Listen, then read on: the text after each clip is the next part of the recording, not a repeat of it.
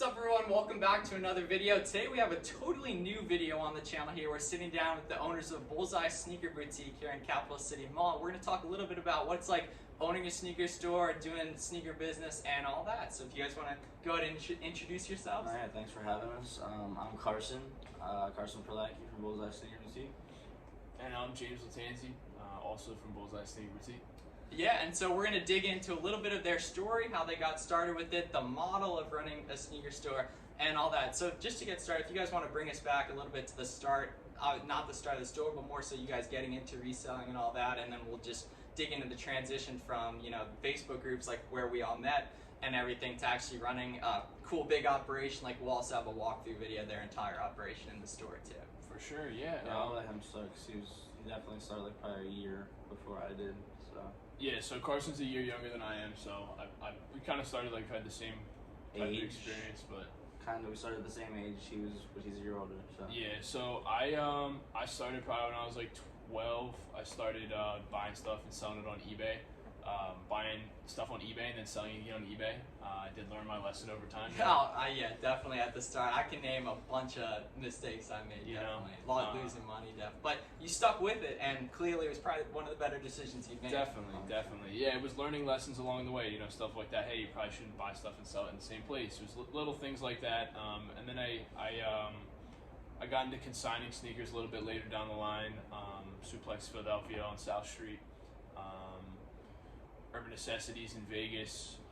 I got on the Goat app really early, so I was doing some stuff with them. It really all started with just buying sneakers I wanted for myself, and you know, trying to build my collection, trying to snowball my collection, buying stuff, wearing it, selling it after I wear it, just to get stuff that I wanted. And over time, it turned into a business. And yeah, Carson. That's exactly what happened to me as well, and I ended up, it looks like you still probably have a pretty good personal collection. I don't, but that's literally exactly how we got started with just, how can I go ahead and get more pairs for me? Oh, I gotta keep flipping stuff. And just also one specific question, what was the first shoe you ever sold? The first shoe I ever sold, I want to say it was... Gotta dig into the memory a little bit. I know exactly. No, I know mine. I don't know.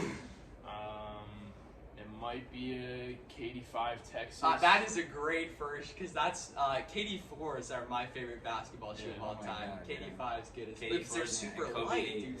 Yeah. I knew that's the second one. Everyone's Kobe gotta go to. Yeah. But yeah, I would say my first shoe was the LeBron 10 cutting jade. That is probably the third best one you could bring up. Green. That was my second one was the LeBron 10. Gosh, yeah, the LeBron 10.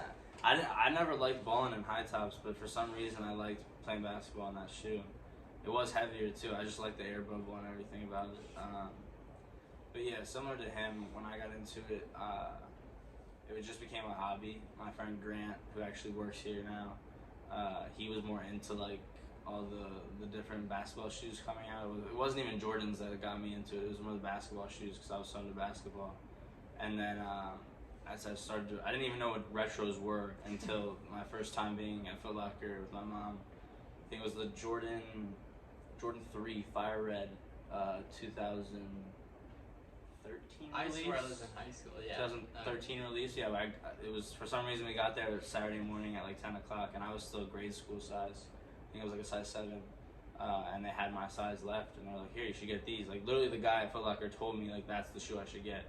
And I ended up like realizing what they were, and after I wore them and beat the shit out of them, I sold them for more money.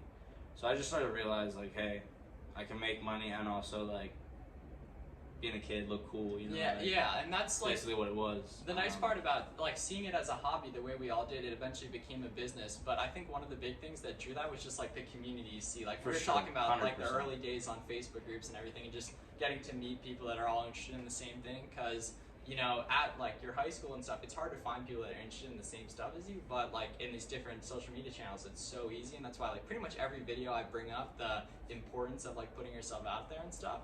But like it's clear, I mean, you guys are from 2 different parts of the state now, running an awesome business together, and probably would have never met each other without different social media channels and stuff. Yeah, and I think the importance of networking, going back to that, the importance of networking, I mean, Carson and I wouldn't have wouldn't have done what we're doing now without, like you said, those Facebook groups kind of Yeah. where it all started. Yeah, we did a video where we kind of similar type video where we told our story from the beginning, but we went through our like Facebook messages from like That's crazy, 2014. dude. That's crazy. You saw me my first pair of Yeezys ever. It was the Yeezy ones. And I'm sure you were so hyped to get those too. I mean they actually were kind of beat. He kind of like finessed me a little bit, but I got my partial refund. No. And yeah, you did. You gave me a partial refund. I'm not That's kidding. respect. No, that's Okay. But that did start the relationship. It was my first Yeezy.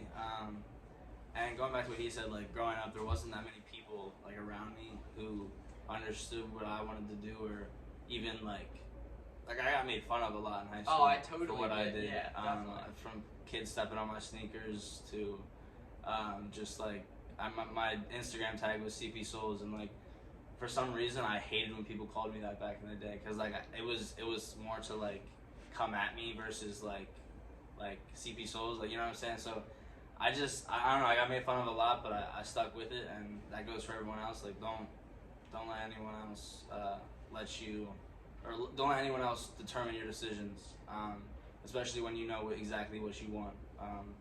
And then also going off what he said, like TSM Marketplace and like back from the culture, me and James were actually just in California probably like a month or two ago, and met up with my boy Dylan Bridgewater. No, that dude, exactly. Yeah, The definitely. picture guy, distinct site. Yeah. Dude, he got me into photography, which is actually like what got me into shoes. I started taking like the on-foot pictures and stuff like that. That was huge early. Yeah. Oh man, I was that's like, bringing me back. I didn't even Yeah. resell, to be honest. Like I just sold. I literally would buy shoes to take pictures, and then I would just sell them either the same price or try and make some money just so that I could get more shoes in to take as many pictures of different shoes as I could. But he got me into photography. He got me my first camera and all that, taught me how to use it, and we actually finally got to link up with him in LA because he moved out there, and we had a great talk. I don't know, you can comment on this too, like just all the OG heads from TSN and even the BST Marketplace, all that different stuff. It was just crazy to like go back and. Nah, between like Boston, New York, Jersey, and PA, the connection Culture's of crazy. the sneaker culture connection is pretty crazy. A lot of people know each other just off of all the local events and the Facebook groups, and everyone being in the mix. It's like such a nice hobby because you make money doing it too, and like the people are cool and everything.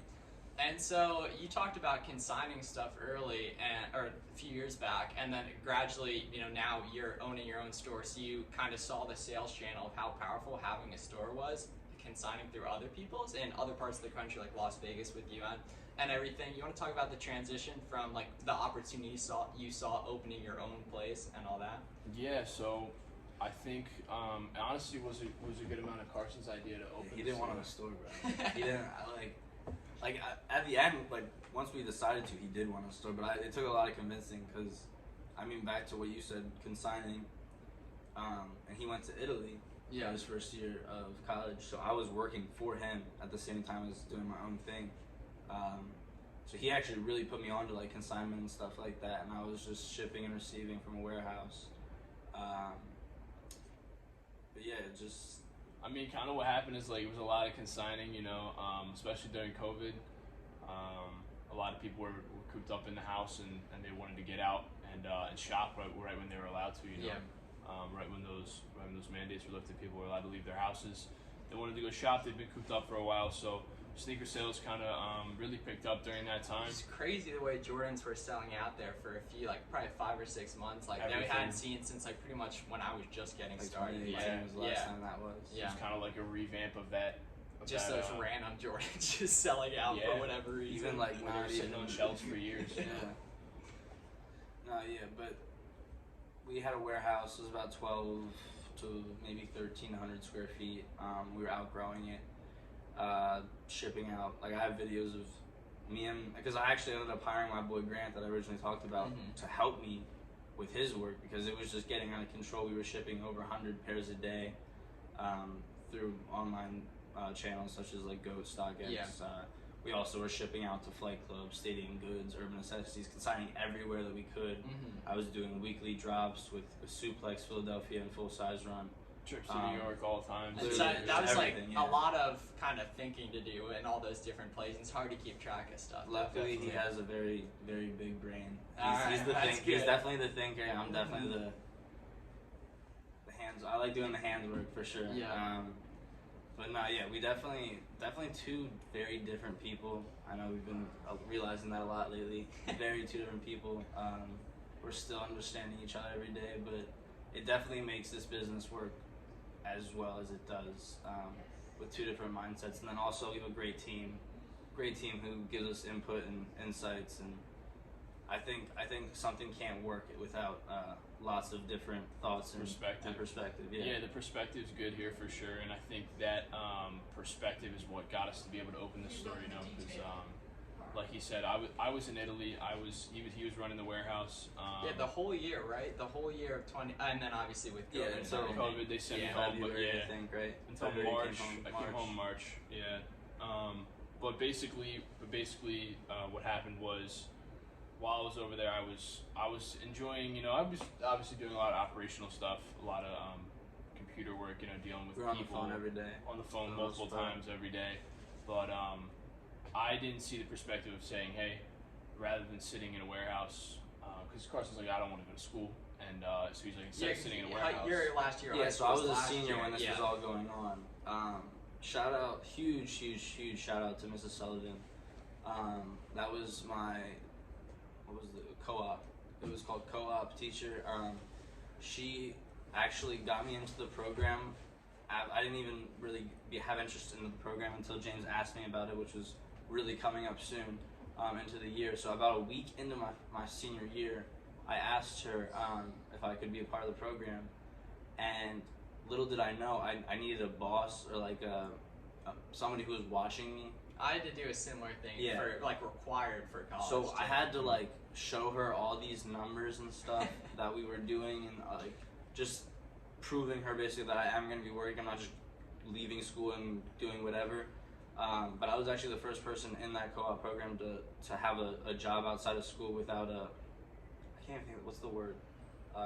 Supervisor? Yeah, supervisor. Supervisor, yeah. But was it a supervisor? That was probably the well, yeah, best senior part. year, my best friend actually graded me, so I ended the year with like a 99%. Bang. I'd walk in, they'd be like out of 10 this, and I'd be like 11. 9.5. Be like 10, yeah, probably 10. You know. And that's I've actually heard multiple examples of people doing that stuff for like in school types of things, but like having the valuable connections and having a business too, that they're able to set stuff up like that. So yeah, really cool to hear your guys' story, talking about going from starting just a hobby like I've talked about and eventually finding a business, but you know, lots of cool people, fun to hang out with, talk about and everything. So I think we'll end the video here. Thanks a lot for chopping up for a little bit, and make sure to follow these guys. Their socials will be linked below for the store, and we'll have a full walkthrough going kind of behind the scenes of the operation on the channel up as well soon. So yeah, thank you guys, and make sure to subscribe, and